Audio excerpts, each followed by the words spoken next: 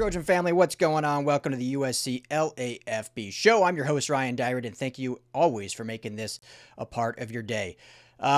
Yesterday was at practice. Yesterday evening, I'll be leaving for practice again here as soon as I wrap this up. But we were able to talk to Lincoln Riley yesterday, so I wanted to just come on here quickly and kind of dissect some of his comments because I think, just what my thoughts on it. I think there was some perception or misperception on kind of what he said based on what was put out there or tweeted out there, or just, whatever everyone's opinion is valid, especially after this junction, this game going into the bye week. So, but just wanted to give in some of my perspective, kind of what he was coming from in terms of the totality kind of his comments and whatnot. So, get into that tonight. Like I said, I'll be back on campus. We'll talk to Danton Lynn. That should certainly be interesting as seeing how this team is preparing during this bye week after what the defensive performance was last Saturday. So I'll have a recap of that. Tonight, we'll have the live call-in show. Madman and Tim will be live at 7 p.m. Pacific time.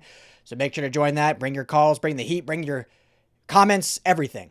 We hope to see you all there. So thank you so much. Show, as always, brought to you by our good friends over at Sleeper. Make sure to head to the Sleeper app, download it, and when you go to make your first deposit, use that promo code USCLAFB. It's going to get you a match bonus up to $100. Why are you going to deposit? Because they got the daily fantasy pick'em. Pick 2 to 8 players and just choose more or less. Win real money. Plus, right now, they are offering all new users a free $20 entry fee. No deposit required. So you can stack both offers, do the match bonus using USC LAFB, and just for signing up, you get a free $20. You already got free money to play with, win some real cash. Sleeper app. Tell them the guys at the USC LAFB sent you. All right, so I think that we'll just jump right into it. The big comment, and I'll read the transcript here for you guys. The big comment was in regard to physicality. Obviously that was the conversation after this game, is the defense didn't look physical. Was getting bullied by Notre Dame. And so asked about that, the difference between Michigan and Notre Dame, because it was such a stark difference, right? The defense dominated against Michigan. Just looked like, we'd said it many times already, had spelled all the the narratives, looked fantastic. They looked good against the run, against the pass, physical, all that. And then on Notre Dame, it seemed, or it appeared like they were back to their Illinois ways. So when asked about that, he said, physicality was honestly about the same, which I kind of felt that in the game. And that's the line that everyone kind of saw and hung to and like, what are we talking about? He goes on, like, if you sit down there, you're evaluating it, and if you're giving up plays in the run game, you'll watch, are we getting moved backwards at the line of scrimmage, getting reset, or are we not doing a good enough job in gap control and assignments? And my sense was, after the game, before I got to the presser and had a chance to watch all of it, was that it was exactly that. So gap assignments. I mean, like the first run of the game, we got 2 guys completely out of position. It was a perfect call. It should have been a dead play. It should have been a 4-yard gain, maybe. But against a good team with 2 phenomenal running backs, you give them a couple gimmies. On top of it's going to be a real challenge in the battle the entire game. And that's where the run defense, that was our biggest struggles for the game. It was really assignment-based. We just didn't play nearly as in sync as we did in the previous week. Physicality, effort, and all that was about the same. It was a physical battle. They won some reps. We won some reps. There was a lot of just stalemates right there at the line, which when you got 2 good groups going at it, that's what you see. But we've got to play clean. And, yeah, that's the good of it right there. So a lot there. I think, and many people won't want to hear this, but I think to an extent he's right. I mean, when you really watch it back, it wasn't like the D-line was just getting absolutely blown off the ball. Now, there were certainly reps where they did. But I think overall, when you saw the ball snapped, it wasn't like Illinois where we just saw guys getting bullied back as much. There were certainly plays, there were certainly players, but the biggest issue was absolutely players out of position, not having gap integrity, not being gap sound. And so, great, sure, you didn't get totally out physical, but the fact that here we are in game 7 and there's still this many miscues on gap assignments, on all that, That is the concern. And that is like, why is that still happening? Obviously, you immediately translate that to coaching. But is it just, player leadership? Like when the play gets called, or guys not knowing where they're supposed to be? Is it guys trying to do too much in the moment? Which, he went on to say in another answer that happened as well. And I'm curious what Dan Lynn will say this evening when we talk to him. But you see that happen a lot, right? When players decide, and I'm not singling anyone out, but this happens across every sport, across every level, where players, instead of doing their job and trusting the player next to them, they kind of get this hero ball mentality, especially when things start going wrong, where it's like, okay, wow, well, we missed 2 assignments here. I've got to step it up, and I've got to make the play for my team. And I don't think it's like a selfish thing. It's actually like a team first mentality of like, I need to make the play for my team. I need to do more. When in reality, if you just trust what you're supposed to do and trust the player next to you, if your coaching has been good, if your talent level's up to par, it'll take care of itself. Like if you just put the cone on, tunnel vision of just like, this is my spot, I'm not leaving this spot, good things will happen. And that's what happened against Michigan. So the big narrative of the physicality thing, I think he's right about that to an extent, that it wasn't completely out physical. Again, there were definitely instances, and it wasn't like they won the physical battle, but they didn't just get completely dominated physically, but they were so undisciplined in gap integrity and assignments that it makes it look like you're getting out physical because, you're getting gashed in the run game. So that is really the come to Jesus moment now on this bye week, is why is that happening, and specifically on the road? Is it a coaching issue, which obviously that is part of it, or is it a player mentality right now that needs to get extracted of not trusting the guy next to them, not trusting your teammates to do their job, so you're trying to do too much. You're trying to do 2 jobs instead of 1. Or is it just like a pure not knowing where you're supposed to be, which that is a huge issue if that's the case. I don't think that's it. I think it's more the former of just guys trying to do too much, especially when you give up, what was it, the second run of the game was the big Jeremiah Love 69-yard run, or was it the first play? First or second offensive play.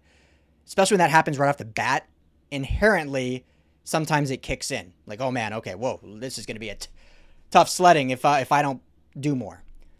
So that's the big ask this week, is how this coaching staff can, A, make sure guys know their assignments, make sure that they have the knowledge of where they're supposed to be and why, but then B, just building that trust of like, okay, if I'm Crawford, I trust Abasari to do his job. So on down the line. I trust Jakeem Stewart. I trust Devin Tompkins. I trust Gentry, all this. Linebackers, I think have struggled in that game being gaps out. We saw some good things. I know there's a lot of people down on Desmond Stevens. I think the ceiling is still there. We need to just see the improvement in the gap integrity and in knowing your assignment. Jaden Walker had a lot of good plays. We know Eric Gentry. But if all 3 are together, you can't have 2 guys in the same gap. Who messed up on that? You got to fill it out. And those 60-yard gains turn into 7. 7 might still be too many, but you'll take that over 60 if you're all in your gaps. So that's going to be the big ask here. And that was like my big takeaway, I think, is I agree, but that doesn't explain why this is happening. Because that's what needs and has to be fixed. 7 games in, you should not have that many miscues, that many failed assignments. And I've been the biggest probably advocate for this defense, saying this is a young unit. There's going to be growing pains. I still stand by that. Desmond Stevens, true sophomore. Jaden Walker, redshirt freshman. Jakeem Stewart, true freshman. Crawford, sophomore. You go down the line. It's a young group outside of a couple guys. However, this is a group that's been together now all offseason. Same coaching staff for the most part, minus Rob Ryan and Reed on the back end. Same scheme. 7 games in, you should not be having that many blown assignments and miscues. That almost is, I don't want to say more concerning. I'm curious your guys' thought. Comment below. Like, would you rather it be that they were out physicaled or that they were just blowing that many assignments? I think the latter is probably better because it's more fixable. Like, if you're just getting absolutely out physical, that's hard to fix. Then that's a culture, a player, all this different thing. I truly don't believe that's it.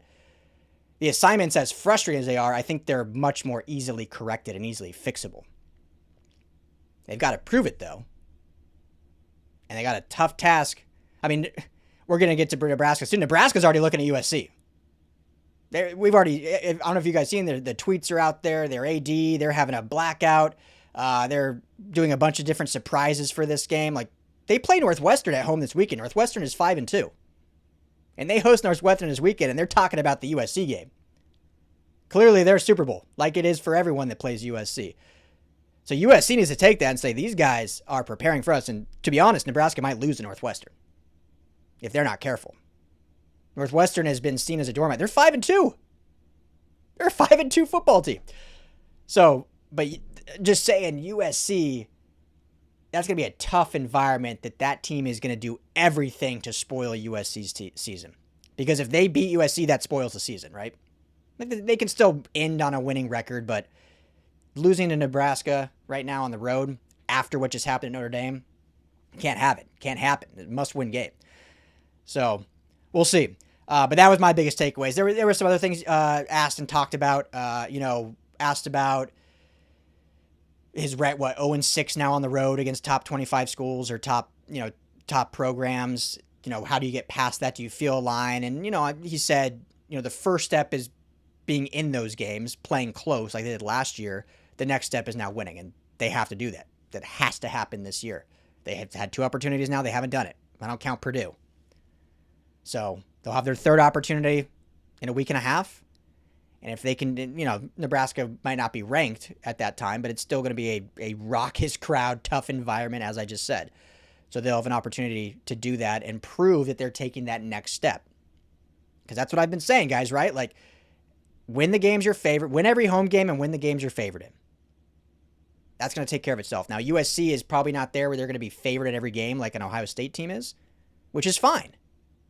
That's where this team is right now. 9-3, 10-2. That's great. Do that this year. Next year, with the guys coming in, with maybe another couple transfer pieces, then you're favored in just about every game, and you win all those, and you go 11-1. And you see yourself in the Big Ten championship in the college football playoff. So those are my takeaways. I will be on campus here in just a couple hours, so look for another video on Danton Lynn's takeaways I'll drop. And then, like I said, tonight, 7 p.m., Madman and Tim call-in show. Go hang out. Plus, I'll be back tomorrow. Well, I'll probably just do my Danton Lynn comments in tomorrow's live show. Tomorrow, Thursday, noon Pacific time, live right here on USC LAFB. We're trying to grow that. I know it's a little different, midday. But, we've seen some success early, so we'd love to see you guys keep hanging out there. So thank you. Loving how this is growing, so appreciate you guys. As always, enjoy the rest of your evening, and we'll be back soon with plenty more USC content. As always,